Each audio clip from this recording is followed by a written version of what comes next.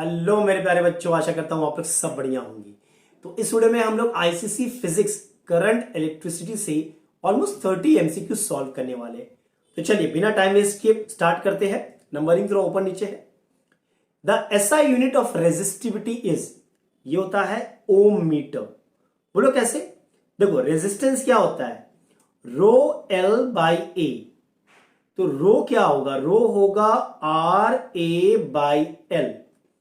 Are का unit होता है ओम, एरिया का होता है मीटर स्क्वायर, लेंथ का मीटर। तो मीटर मीटर कैंसिल हो गया, तो क्या बचा ओम मीटर। तो यूनिट क्या होगा, ओम मीटर। नंबर 2 देखते हैं। If the wire is stretched to make its length 3 times, its resistance will become, ये हो जाएगा 9 टाइम्स। ऐसा क्यों 9 टाइम्स क्यों, इस बात को समझो। 2 केस लेते हैं, केस 1 और केस 2। ठीक है। अब केस 1 में रेजिस्टेंस R है, लेंथ मेरा A है, लेंथ मेरा L है, एरिया A है। तो R क्या होगा, रो L बाई A। अब ध्यान से देखना, केस 2 में रेजिस्टेंस मैंने R डैश ले लिया है, लेंथ मेरा क्या हो गया है 3 टाइम्स, मतलब 3L। और अगर लेंथ मेरा 3 टाइम्स हो जाएगा तो एरिया क्या हो जाएगा, A बाई 3 हो जाएगा ना, होगा कि नहीं? ऐसा क्यों? बिकॉज वॉल्यूम तो सेम होगा ना भाई। यहां पे वॉल्यूम क्या है, यहां पे वॉल्यूम है LA। इनको भी मल्टीप्लाई करने से आपको LA ही मिलना चाहिए वॉल्यूम, क्योंकि volume does not changes. So multiply करो ना, 3A into A by 3, sorry 3L into A by 3। तो ये LA हो गया, यानी कि वॉल्यूम सेम होगा, इसलिए क्या हो जाएगा, एरिया क्या हो जाएगा, A बाई 3 हो जाएगा। तो R डैश क्या होगा, रो, लेंथ है मेरा 3L और एरिया है A बाई 3। तो ध्यान से देखो, R डैश क्या होगा, ये 3 ऊपर चला जाएगा 9 rho L by A। Rho L by A क्या था, इनिशियल रेजिस्टेंस था। तो R1 R डैश जो है वो मेरा 9 टाइम्स R है। समझे? चलो ये हो गया। नेक्स्ट देखते हैं, when the temperature of a metallic conductor is increase. अगर आप टेम्परेचर को इंक्रीज करते हो तो रेजिस्टेंस क्या होता है भैया, इट ऑलवेज इंक्रीजेज, यानी कि 8 का पार्ट 2 मेरा सही है। Potential at the surface of the charge body is the same all over the surface. अरे पहला ही ऑप्शन सही है मेरा। ठीक है, चलो नेक्स्ट देखते हैं। If V denotes electric potential, W the energy spent in bringing a Q unit positive charge from infinity to a point, given point in an electric field, then इन दोनों का रिलेशन क्या है? अगर आपको इलेक्ट्रिक पोटेंशियल का definition याद है तो V क्या होता है, W बाई Q होता है। मतलब ऑप्शन ए हमारा करेक्ट ऑप्शन है। चलिए नेक्स्ट देखते हैं। When 1 coulomb of charge flows through a conductor, the number of electron which flows through the conductor are। अब भैया चार्ज क्या होता है, Ne होता है, Ne होता है ना। तो चार्ज है मेरा 1 कूलम, N हमें पता नहीं है, and E is the charge on 1 electron, that is 1.6 multiplied by 10 to the power minus 19, है कि नहीं? तो N क्या होगा भाई, 1 by 1.6 into 10 to the power minus 19। ये हो जाएगा 10 टू द पावर 19 बाई 1.6। और अगर आप इसे सॉल्व करोगे तो ये आ जाएगा आपका 6.25 multiplied by 10 to the power 18। अगर सॉल्व करोगे तो हमारा ऑप्शन सी करेक्ट ऑप्शन है। चलिए नेक्स्ट देखते हैं। अब the graph between V and I for a conductor in a straight line is a straight line. The slope of the graph, अरे भैया V equals to IR होता है, तो R equals to V by I होता है, तो slope क्या देगा हमें, रेजिस्टेंस देगा। समझ लिया, अगर V एंड I है, V by I तो रेजिस्टेंस मिलेगा, और I V है तो आपको क्या मिलेगा, 1 by R, reciprocal of resistance, यानी कंडक्टेंस मिलेगा। ठीक है, नेक्स्ट देख लेते हैं, a conductor at 4.2 kelvin is found to offer no resistance, resistance है ही नहीं वहां पे। Such a conductor is known as, उसे हम सुपर कंडक्टर कहते हैं, अगर आपको डेफिनेशन याद है तो। Which of the following is a non ohmic resistance, copper wire is, brass wire is. C देखो, copper wire wound on an electromagnetic, या ये एक नॉन ओमिक रेजिस्टेंस है।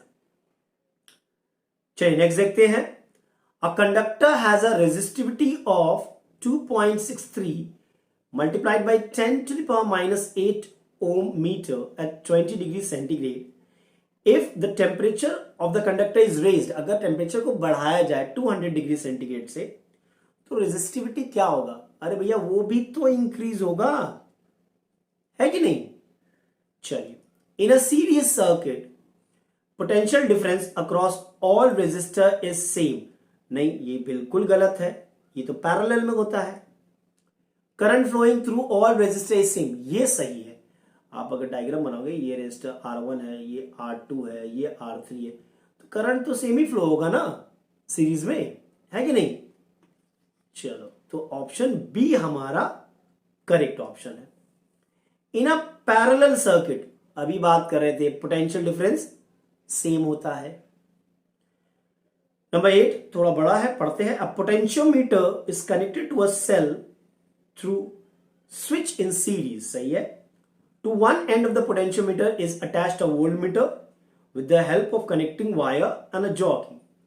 When the jockey is moved over the potentiometer wire from 0 and to 100, 0 से 100 की तरफ जा रहे हैं centimetre, the reading shown by voltmeter is likely to, voltmeter का रीडिंग क्या होगा? Increase, decrease, does not change, क्या होगा? तो हमें पता है कि वो क्या होगा? इंक्रीज होगा, क्योंकि लेंथ बढ़ रहा है। ठीक है, चलो नेक्स्ट देखते हैं। When the current is drawn from a cell in a closed circuit, the potential difference between the terminal of a cell is known as terminal voltage, ये याद रखिएगा, ठीक है। चलो नेक्स्ट देखते हैं। The physical condition of a conductor remains same, the current flowing through it is directly proportional to the potential difference to its end, ये हमारा ओम्स लॉ है। The above law was stated by, भैया option D देख लो, George Simon Ohm, ठीक है। Next देखिए, if R is the internal resistance of a cell, सही है, such that E is its EMF, V is the potential difference and R is the external resistance of circuit, then the expression for internal resistance is, मैं diagram से इसको explain करता हूं। Suppose ये आपका, ठीक है, सर्किट बना लेते हैं, पहले रुक जाओ। ये एक्सटर्नल रेजिस्टेंस, ये इंटरनल है, ठीक है। ईएमएफ मेरा ई है, ये एक्सटर्नल रेजिस्टेंस है मेरा कैपिटल आर, ठीक है। करंट मान लो आई है, अब पोटेंशियल क्या है? वी है, ठीक है। तो एक्सप्रेशन फॉर स्मॉल आर निकालना है हमें in terms of external resistance, EMF और वी। तो इस सीरीज का टोटल रेजिस्टेंस क्या होगा? ध्यान से देखना, टोटल रेजिस्टेंस होगा मेरा एक्सटर्नल प्लस इंटरनल। तो ईएमएफ आई क्या होगा? आई होगा ईएमएफ बाई टोटल रेजिस्टेंस, यही होगा ना। तो क्या मैं ई बाई आर प्लस आर लिख सकता हूं करंट को? आई मैंने मार्क भी किया है। चल, तो यहां से मेरा ईएमएफ क्या हो गया? ई हो गया मेरा I capital R plus small R. अब जो terminal voltage of the cell है, क्या? Terminal voltage, terminal voltage of the cell, ठीक है, ऑफ द सेल, जिसे हम कैपिटल वी से डिनोट करते हैं, वो क्या होता है, कैपिटल आई इंटू आर होता है, ये सुनो। और वोल्टेज ड्रॉप क्या होता है, स्मॉल वी से डिनोट करते हैं। वोल्टेज ड्रॉप होता है मेरा, स्मॉल वी से आप डिनोट करते हो, वो होता है कैपिटल आई इंटू आर। सही है। अब देखिएगा, ध्यान से देखिएगा, आर को मैं वी बाई आई लिख सकता हूं, बिल्कुल लिख सकता हूं। और हमें पता है कि टर्मिनल वोल्टेज क्या होता है, EMF minus terminal voltage, sorry voltage drop क्या होता है, वोल्टेज ड्रॉप जो स्मॉल वी है मेरा, वो होगा EMF E minus capital V. तो क्या मैं, ध्यान से देखिएगा, R equals to E M F minus capital V, ठीक है, बाई आई लिख सकता हूं, बिल्कुल लिख सकता हूं। तो ये हो जाएगा मेरा R equals to E minus V, और कैपिटल आई क्या है, वी बाई आर है, वी बाई कैपिटल आर, तो आर ऊपर चला जाएगा, है कि नहीं, तो वो हो जाएगा आपका ई, देखो E minus V into R by V, यही होगा ना हमारा ऑप्शन ए जो है वो मेरा करेक्ट ऑप्शन है। देख लो ध्यान से, पूरा डेरिवेशन किया हम लोगों ने, ठीक है, बुक में है ही। चल ये तो हो गया मेरा, नेक्स्ट देखते हैं। ओ उसी पेज में था हमारा, इसे मैं थोड़ा रब कर देता हूं। Next, a current 0.8 ampere is drawn from a cell of EMF 1.5 volt when internal resistance of a cell is 1.60.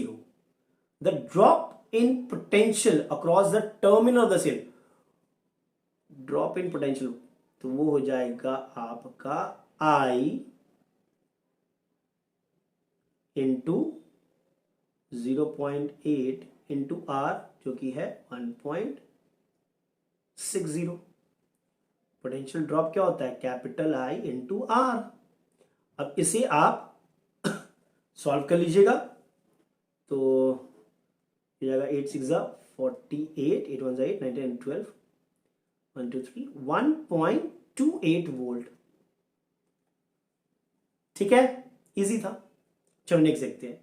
When a cell is in a closed electric circuit, the potential difference between its electrodes is called drop in potential, नहीं भैया, electromotive force नहीं, terminal voltage कहते हैं उसे, ठीक है।